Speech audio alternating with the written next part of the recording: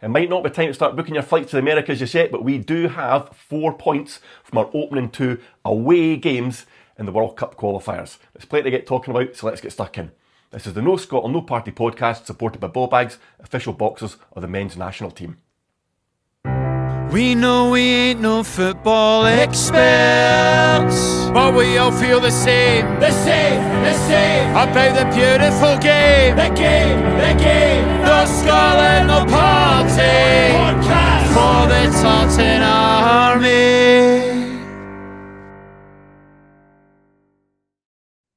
Okay, welcome everyone. We do not have a full house today. We are missing Hazel, who's not feeling well, but we don't know how much of that's to do with the amount of alcohol consumed in Copenhagen. And unfortunately, Craig has some work commitments, so he can't make it. But Dave is joining us. Dave, how are you? Good, I'm very good. I'm just back from Copenhagen actually about an hour ago. So it's 7 o'clock on Tuesday. Well, what night is it? It's Wednesday. I'm losing track. Tuesday. Whatever night it is, that's proper commitment, Dave. Getting off the plane and getting straight on here. Anyway, so I'm just home an hour ago. And we're doing this anyway. So I'm just back for Copenhagen now. Good man. Right, let's get stuck into the game. So I don't know if you saw the match report that came through from the SFA. It was actually quite good. I think it was quite fair. The opening line was the Scotland. It was a professional performance against a stubborn Belarus team, and I thought that pretty much summed it up. What do you think? Yeah, I agree. I think, Scotland, I think, I agree with what Steve Clarke said. And also, Andy Robertson said, I think he said it was job done. And I think that's the point, right? I think, we all, beforehand, we were all saying we have to win. We just have to win the game last night. And we did, right? And that's what it was about. And having done that, then I think, well, so that's looking forward now. When I say having done that, obviously we're going to talk in a few minutes about October, but I think absolutely what you say, it was a professional performance. We were basically always in control of the game, and we can talk about that, a few more details perhaps, but I think it's a good summing up what the SFA and Steve Clarke and Robertson have said. Yeah, I think that there's been so often we've gone into games like this, and what happened in the first 35 minutes of the game just continues for the rest of the game. We seem to have a lot of possession. We don't seem to break them down. But we did make a breakthrough before half-time, and I think that made a huge difference. Yeah. And as you say, we got the job done. It didn't have to be fancy. We needed 3 points. We came away with 3 points, and now we find ourselves with 4 points, unbelievably, after the first 2 games. I just didn't see that coming at all. Yeah, no, I agree. It's great. It's really good. And I think that, the team yesterday, so I messaged you last night when we got the teams, right? And said that, honestly, I at least could have no complaints, because basically the team that Clarke played last night was, on the basis of what I know, and obviously we don't know everything that Stevie Clarke knows, but it's the team that I would have played. And it was basically the team in terms of the formation and the kind of the strategy of the team, if you like. It's the team that I was saying before the Denmark game that I would like to see. Yeah. So, so I could have no complaints at all. He made, we know he made 4 changes of personnel from the starting lineup last night. 2 of them were really kind of tactical. So changing the formation a wee bit, where you took Dykes out, so Dykes was on the bench, and in place of Dykes, we had Doak starting, right? And then the other change we had, obviously, was Gilmer coming in place of Christie. Yeah. And what that meant, and you can have lots of discussions around it, but basically we went from a 4-4-2 into playing the formation that I think we've had most success of over the last few years, which is the 4-2-3-1. And I think what that does in particular is, can talk a lot about it, but in particular what that does, it enables McTominay to get forward much more. That was very noticeable against Denmark. The McTominay was holding back more, because you've already got 2 people in front of him, so there's fewer people behind him to fill in the gaps if McTominay goes forward. Last night, where you're playing the 4-2-3-1, McTominay's in the middle of the 3, he can get forward, and that's where the first goal came from. And he'd almost scored with, what was it, Johnston's cross that McTominay got his foot to. Yeah. Maybe, I don't know, after 25 minutes, whatever that was, and that just went past the post. So you could see, so I felt that worked, right? The 4-2-3-1, I think, really worked. And I mean, we call it a 4-2-3-1. It was definitely very much that when they had the ball. But when we had the ball, McTominay was going up, and it was like he was a second striker. But not only that, quite often when we had the ball, there was actually 4 up front. Yeah. There were so many options up there. The wide guys were moving up so far. It was literally like a wall of 4. I agree, Craig, and I think it's interesting. So so Doak had a good game, right? And Yeah, I think all of us, every time he got the ball, we were excited, right? And saying, "Come on, take him on, beat yeah, your man," and so on, right? But on the other side, I mean, McGinn was really a completely different type of wide player. And obviously he comes in much more, McGinn, and he can do a lot of other things. But McGinn also has been quite, was pretty positive in that wide role and yeah. creating stuff and knocking it back for Johnson and then Hickey later on. Do you know, So we yes, I talked agree. we talked in the last pod about some of these guys having a point to prove, but I wonder as well if part of it is that they know this is their last chance to get to World Cup. There's a lot of them in that squad, and this is it, and they need to put in 100% every game. They can't be turning up and having a poor game. And so far, the older guys have done it. They've been Yeah, fantastic. Last two yeah. games have been great. Yeah, and McGinn said that, didn't he? McGinn said after the Denmark game, didn't I read in one of his interviews that he said, they knew this was, this was their big chance, get to the World Cup. They Yeah. probably wouldn't have another chance. Every player wants to play in a World Cup. We'll do everything we can to get there. He said something like that, right? So, and I think, within the team, right, the other two changes weren't really tactical changes. I think they were because of tiredness. So, Hanley had played brilliantly against Denmark, right? And I think, we said in the last call, we said we were eating our words about Hanley. He was absolutely fantastic against Yeah. Denmark, but I think he was tired. So McKenna came in for him. And it's obvious that Hickey was tired. And nobody really thought that Hickey could start last night. So Johnson came in place of Hickey. So those were two tactical changes. So Right. those were two tiredness changes, if you like. So the four changes, two were tactical and two were more tiredness, I would say. I don't know if you heard Clark's comments that he'd actually planned to play Hickey for the first match and not the second one. We always knew he was going to throw Johnson into that one. Yeah, and that made sense, and it worked. I mean, I suppose I've got mixed opinions about Johnson. I think some of the stuff he did was pretty good. Yeah. But I wasn't, I felt that Hickey looks a lot safer, looks a lot more of a rounded player. Yeah. So I was pleased when Hickey came on, and obviously I desperately hope that Hickey can be playing at least in the game against Greece in October. Yeah, I mean Johnson had that great ball in the volley, which was it was a great bit of skill. But after that, I thought his delivery wasn't great during the game. And it was actually after a period, I thought he'd lost complete confidence in his own crossing. And there's a couple of times where I thought he could have whipped the ball in, but he decided to play it back instead. And I thought, earlier on in the match and in other games I've seen him play, he wouldn't have done that. He would have put it in. But I thought he lost a wee bit of confidence there, which was quite interesting. But yeah, I think you're right. I think if Hickey's fit, there's no question who's going to fit into that role on the right-hand side. Yeah, agreed. And I mean, I think the other thing is defensively, right? So, the one chance that Belarus had, which was their left wing, it was where, the player was offside and he's coming back and everybody stops. And the guy and the other Belarus player runs past Johnston, right? And I think that was, Johnston was half asleep there, to be honest. So defensively, that was a bit, a little bit worrying, I would say. Yeah. And it's such a contrast that it's a kind of real feel-good factor about World Cup qualifiers at the moment. And it's not that long ago where we were looking at the results and saying we've only won 4 out of the last 16. But when you look back at World Cup qualifiers, we've only lost 1 out of the last 18, which is just unbelievable. I know. I couldn't believe this. I actually went through last night. I said, this fact just cannot be true. But sure enough, it was.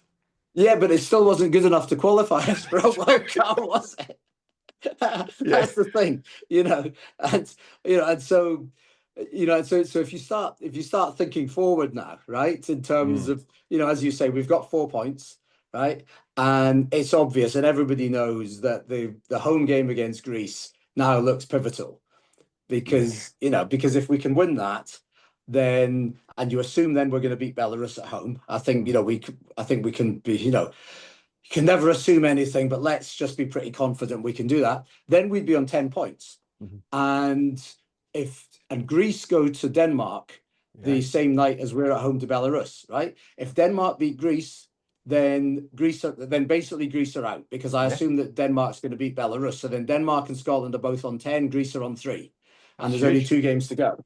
So then okay, so the psychology can work in different ways, but Greece have got nothing to play for when they're at home to us in Athens, right? So all of a sudden you feel like we might have a better chance to win that game.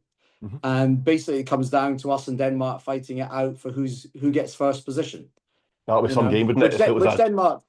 So I mean, Denmark have to be favourites because it was very impressive last night what they did, and also the first tiebreaker, if you're equal in points, is goal difference over the whole group, and I think it's almost sure that Denmark's going to end up with a better goal difference than us after winning 3-0 in Greece. To be honest, right? So we'll probably still have to beat Denmark at Hampden, even if we win all our other games as well.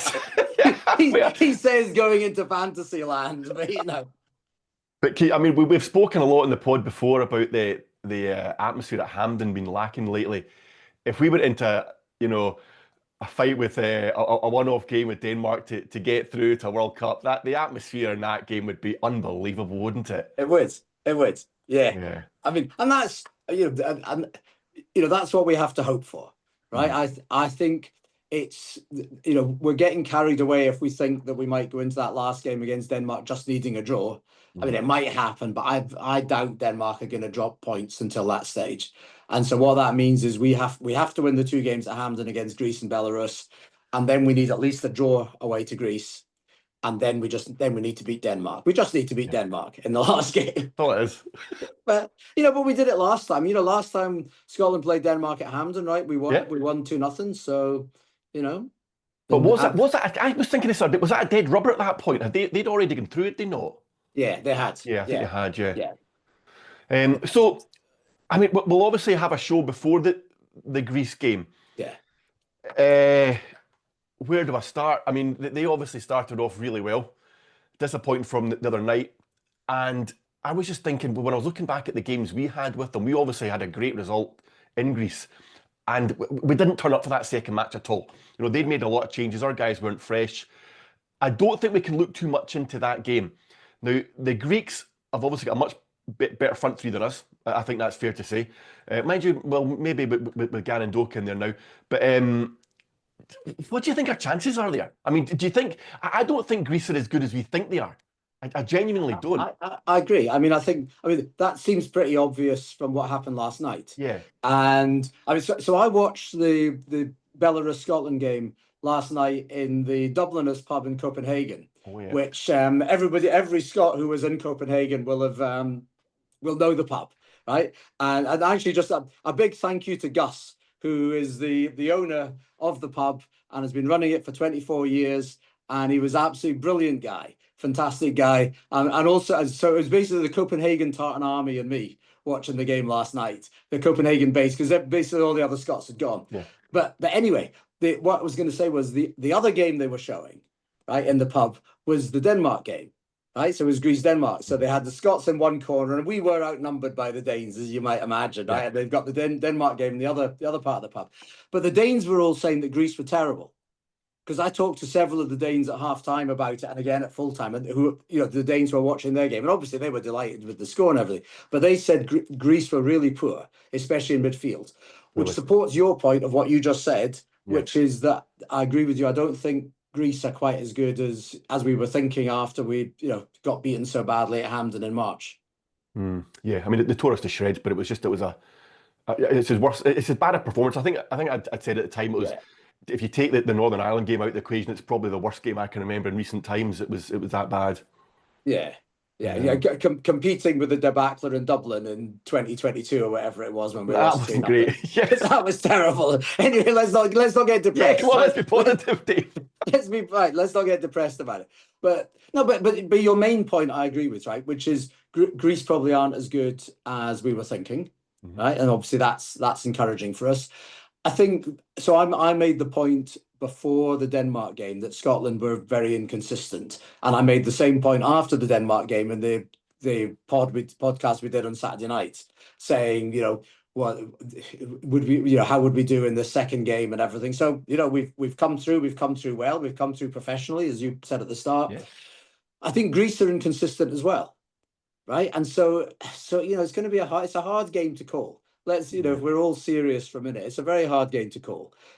We're all optimistic now because we've had two good results for us, right? And 2 good performances. 2 clean sheets for 2 away games. It's incredible. Yeah, exactly. Yeah. and Greece had one good game against Belarus and then one very poor game last night at home to Denmark. So it's hard to call, but I think we can be optimistic. I suppose, Craig, the other thing I'd say is that if you compare with March, right? So obviously most of the team's going to be the same or very similar, but hopefully Hickey's back, and I think Hickey does make a big difference for us. And Gannon-Doak is also back, and I think he also makes a big difference for us and makes us look much more threatening. And I mean, to be honest, I'd expect us, and I know lots of things can change and injuries and all the rest, but I'd expect us to start the team again, the Scotland starting team against Greece. I'd expect to be very similar to the team last night. Yeah, I don't think there's going to be. I think the only potential change in the entire squad could be Dom Hyam. Right. Other than that, I think everyone's almost nailed on. I can't think of anyone else who could come in there. Even guys like Lennon Miller, I think they'll be given a chance if they're given game time at club level. But yeah, I think the squad will be more or less the same. Yeah, agreed. And I think the other thing we should say, so I know it was only Belarus, right? But Belarus are not terrible, right? They're not an Andorra or a San Marino or something, right? I thought the way that Gilmer and Ferguson ran the game, controlled it, certainly in the first half, where we in the pub were all noticing this and talking to each other about it. I thought that was great. Yeah. And it's what we've talked about before as well. And I like the idea of the two of them starting as those two kind of deeper midfield players. Yeah. Right. And I like also having Christie on the bench, because Christie's versatile and come on, give you more width if that's what you need. If Gilmer or Ferguson are struggling, Christie can come into that deeper role as well. So he just gives you some versatility. So so I think, if I was Clarke and knowing what I know anyway, I would be starting with those two. And hoping they can control the game again, similar to what they did last night. Yeah, I mean, I remember going back when we had Gary Caldwell playing in front of the back four, and we were all very excited at how he could break up and break the ball up and break the play up. But that was really all he had. These guys are genuine class in there now. They can create things, they can break up, they can create things, and it's that midfield is unbelievable. Yeah, it really is. Yeah. It's a world-class midfield. It is. Yeah, and Gilmer's getting better at getting forward as well. Yeah, right, as well as controlling the game and and controlling the rhythm a little bit and stuff. He's getting better at going forward, right? He scored that goal in Lille for us against France. And you saw, he hit the post last night. And he could, that could easily have gone in. That shot we had whenever it was in the first half that hit the post a few minutes before Adams scored. So, so I think, and Ferguson obviously can get forward as well. We know that. Yeah. So, so it's a very strong midfield. If you've got the five midfielders being Ferguson and Gilmer, and in front of them you've got McGinn, McTominay, and Gannon-Doak, that's good. Yeah, it's brilliant. And you've got options to bring on Christie or Lennon Miller, also to change things around. It's impressive. Yeah, it really is. Right, have you got anything else to add about the performance or games coming up? Not really, because I'm just going to repeat myself. I think the game against Greece is so critical. Yeah. If you run it all through in your mind, if we lose that, we're in big trouble. Yeah. To go through. If we win it, then probably the question's going to be, can we sneak first ahead of Denmark, or are we going to end up in second in the playoffs? And I suppose inevitably end up drawing Italy or something. Yeah, from what I can see. Yeah, if we're lucky. Yeah, there was when Germany was struggling against Northern Ireland a couple of nights ago. I thought it's obvious what's going to happen. The playoffs are going to be us against Germany, followed by Italy, or the other way. Definitely. That's how it always works out. Yeah, I don't have anything else to add, I think, Craig. I'll just say, lastly, it was absolutely fantastic in Copenhagen. As you can tell, I chose to stay on for another few days after the game because we couldn't go to the Belarus game away. And chose just to stay in Copenhagen and do more there. I had an absolutely brilliant time with the Danes. And again, the Dubliners pub was great last night, and Gus was fantastic. Yeah. And Grant, who is gave a running commentary of almost every kick during the game, which was absolutely brilliant as well. So I had a fantastic time with them all. It was great. Yeah, I think to summarise, it's just been two professional performances. Yeah. got the job done. Not any flair, really. We didn't really need any. Yeah, I'm just really happy that we've got the 4 points, and we're now in a position. How often over the years after the first 2 games have we known we're out? Yeah. It's so nice to be still in the mix and to be looking forward to other games and to be thinking, we could win the group, or almost worst case scenario coming second at the moment. Yeah, no, agreed. I mean, no, I don't know if it's the worst case scenario coming second. I think we still have to beat Greece. I wouldn't, but as Stevie Clarke said last night, I think it was, he said nobody qualifies with 4 points. Yes, that's right. Yeah. And that's right. That. And even 7 beating Belarus at home is not going to be enough. Mm-hmm. So we've got to, I think we've almost certainly got to beat Greece, and then probably we are talking about, is it first or is it second? Yeah. No, so I mean, but you're right. So we can all be really, really happy, because the other side of it, which we talked about before, I don't think we said it on the podcast live, but I mean, if you were pessimistic before these games, we were saying we might end up with 1 point, lose to Denmark, which is what you would have expected based on the FIFA rankings and everything, and then we screw it up in Belarus and we get a draw, and then it would almost have been over. Yeah. Yeah. So no, it's good stuff. I can't wait for October. Brilliant. Right. Brilliant. I'll come back and wrap up the show. Thanks for joining us, Dave. Okay. All right. Thanks very much. Cheers, everybody. Cheers, take care. Thanks. Bye. Okay, thank you to everyone who's been listening to or watching this podcast, and thank you also to everyone who's been engaging in our social media over the last few weeks. We do have a £20 ball bags voucher to hand out today, and it is to Buster1885, who is engaging with us on social media, telling us what he thought about the show, telling us what he thought about Clarke's squad, and that is why he was picked for the £20 ball bags voucher on this occasion. Okay, thank you very much, everyone. We will have another show at the beginning of October, probably, when Clarke names his squad for the Greece and Belarus games. Until then, take care. We know we ain't no football experts, but we all feel the same about the beautiful game, the game, no Scotland, no